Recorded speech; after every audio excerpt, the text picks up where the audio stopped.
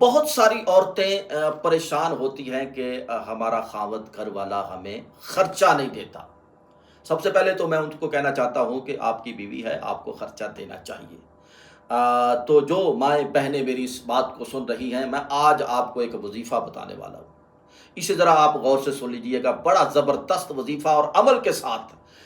جو خاوند آپ کا جو لباس اتارے اور وہ آپ اس کے کپڑے کو دھونے لگیں، تو دھونے سے پہلے آپ اس کپڑے کو دیوار کے ساتھ لگا کر اس کی جو سینے والی جیب ہے نا جی، اس کے اوپر آپ نے ہاتھ رکھ لینا، اگر وہ نہیں ہے تو پھر کوئی سی بھی جیب ہو۔